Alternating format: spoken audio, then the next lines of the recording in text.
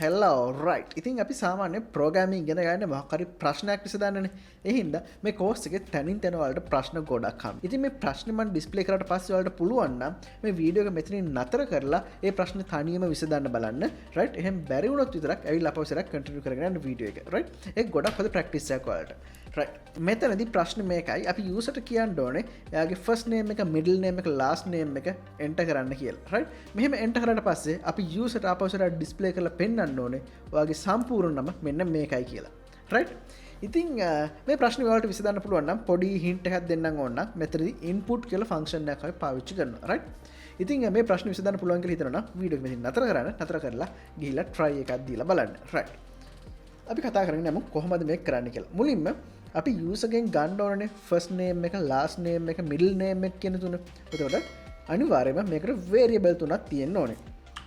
right එහෙනම් first කියලා variable එකක් හදා ගන්නවා, මිඩල් කියලා වේරියබල් එකක් හදා ගන්නවා, ලාස්ට් කියලා වේරියබල් එකක් හදා ගන්නවා. right මේ වේරියබල් එකට අපි යූසර්ගෙන් අහන්න ඕනේ මොකක්ද ඔයාගේ ෆස්ට් නේම් එක කියලා, මොකක්ද මිඩල් නේම් එක, මොකක්ද ලාස්ට් නේම් එක කියලා.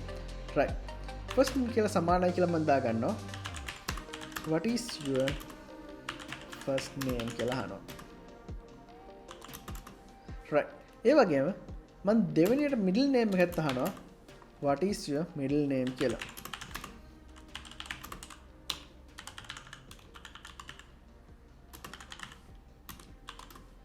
right ඒ වගේම මම last එකට අවිල්ලත් අහනවා.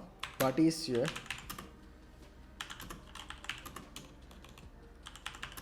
last name. right right මෙතනදී පොඩි ප්‍රශ්නයක් තියෙනවා. ඒ තමයි දැන් මේක normal type කරගෙන ගියානේ. එහෙම නෙමෙයි. දැන් ඔයාලා දන්නවා මේ වගේ දෙයක් type කරද්දී හන අපි මේක string එකක් විදිහට type වෙන්න ඕනේ. right ඒ හින්දා මම මෙතන මෙහෙම string එකක් විදිහට මේක හදා ගන්නවා. right අපි මේක string එකක් විදිහට හදාගමු. right එතකොට මෙතන එකත් අපි string එකක් විදිහට හදා ගන්න ඕනේ. right මේක අපි මෙහෙම සේව් කරගත්තා. මෙතනට ඇවිල්ලා run කරලා බලමු කොහොමද පෙන්වන්නේ කියලා. right මුකුත් පෙන්වන්නේ නැහැ මොකද අපි print එකක් දාලා නැහැ. right එතකොට මෙතන මේක what is your first name කියලා මෙහෙම ගත්තා වගේම බෑ. මෙතන මේක display කරද්දිම මෙතන මෙයාගේ input එකක් දෙන්න පුළුවන් වෙන්න ඕනේ. ගොඩක් සරල දෙයක් කරන්න තියෙන්නේ. input කියලා දැම්මා. right මේක වරහන් ඇතුළට දාගත්තා. right ඊට මේකත් input කියලා දැම්මා. වරහන් ඇතුළට දාගත්තා. right මේකත් අපි input කියලා දාගෙන වරහන් ඇතුළට දාගමු.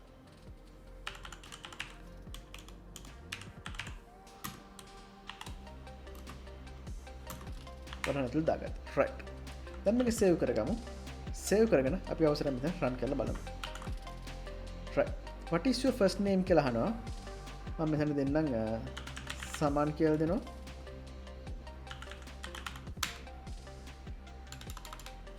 ප්‍රශ්නයක් තියෙනවා. මොකක්ද issue එක? එන්ටර් කරලා අපිට මෙතනින් පල්ලෙහාට යන්නේ නැහැ. right අපි ඉදිරියට යත් කරලා issue එකක් තිබුණොත් එතනින් හදාගෙන යමු. right දැන් අපි මෙතන input තුන ගන්න පුළුවන්. දැන් ඒක හරි මෙතනින් මේක print කරලා input එක ගන්න තත්ත්වෙට මේක ආවා. right එහෙනම් අපි මෙතනින් එහාට කොහොමද කරන්නේ කියලා බලමු. දැන් අපි මේක first name last name middle name ගත්තා නම් අපිට full name කියලා variable එකක් හදා ගන්න පුළුවන්.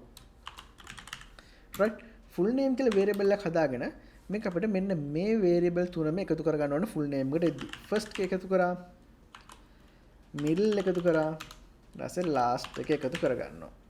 right ඊට පස්සේ අපි මෙතනට ඇවිල්ලා print කියලා දෙමු. full name කියලා දෙමු. right මේක අපි save කරගමු. save කරගෙන run කරලා බලමු මොකද්ද issue එකක් තියෙනවා නම් issue එක fix කරගමු. okay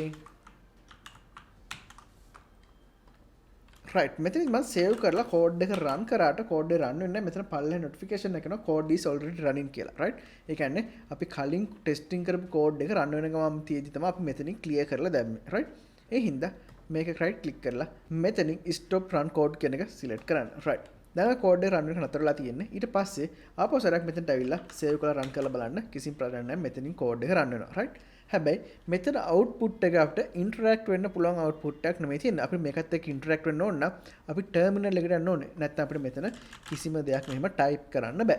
right එහෙනම් අපි terminal එකට යමු. ටර්මිනල් එකට ඇවිල්ලා hello.py කියලා ටයිප් කරලා එන්ටර් කරමු. right මෙතන අපේ මොකක්ද ආවේ hello.py එකේ right මෙයා රෙකග්නයිස් කරගත්තේ නැහැ කියලා මොකද අපි python කියලා මුලට දුන්නේ නැහැ. right ඉතින් අපි ක්ලියර් කරගමු. ක්ලියර් කරගෙන python කියලා ටයිප් කරනවා. ඊට පස්සේ hello.py කියලා දීලා එන්ටර් කරනවා. right දැන් මගෙන් අහනවා මෙතනින් first name එක මොකක්ද කියලා. මම මෙතන සමන් කියලා දෙනවා. ඊට පස්සේ මම මෙතන දෙනවා ධනංජය කියලා දෙමු. නමක් අපි කොහොමද හරි දෙමු. last name එක දිල්රුක් කියලා දෙමු. right මෙහෙම නම් තුනක් දුන්නා දීලා එන්ටර් කරාම මෙතනින් සමන් ධනංජය දිල්රුක් කියලා එකටමයි පෙන්වන්නේ. right මෙහෙම නෙවෙයි නමක් පෙන්නද්දි මැද්දෙන් ස්පේස් එකක් තියෙන්න එපා. අන්න ඒ හින්දා මේ full name එක මැද්දට අපි ස්පේස් ටිකක් ඇඩ් කරගමු. right ඒතර ඒක ඇඩ් කරන්නේ මෙන්න මෙහෙම normal string එකක් දා ගන්නවා. right දාගෙන ප්ලස් එක දාගන්නවා. ඒ කියන්නේ ස්පේස් එකක් තියෙන string එකක් දාගෙන තියෙන මේක හිස්තැනක් වගේ පේනකොට මෙතන ස්පේස් එකක් තියෙනවා string එකක් විදිහට. right ඊට පස්සේ middle name එකෙන් පස්සේ අපි string එකක් දාගමු ප්ලස් එකක් එක්ක. right දැන් first name එක ඉවරලා ස්පේස් එකක් තියෙනවා. middle name එක ඉවරලා ස්පේස් එකක් තියෙනවා. right දැන් අපි මේක save කරගමු. save කරගෙන මෙතනට ලපසට run කරමු මේක. ඔයාලට කලින් type කරපු command එකක් ගන්න ඕන නම් up arrow key එක press කරලා ඒ command එක ආපස්සට ගන්න පුළුවන්. right එන්ටර් කරමු. දැන් name එක දෙමු අපි සමන් ධනංජය දිල්රුක්. right දැන් ප්‍රශ්නයක් නැහැ. ස්පේස් එකත් එක්ක සමන් ධනංජය දිල්රුක් කියලා මෙතන display කරලා තියෙනවා. right පොඩි challenge එකක් තියෙනවා. මෙතනට තව එකක් add කරගමු අපි. මම එකක් add කරන්න. මෙතන අපි string එකක් විදිහට දාන්න පුළුවන් your full name is කියලා. right string එකක් විදිහට add කරලා තියෙනවා your full name is කියලා. අතන මෙතන මේක run කරපුවාම එන්නේ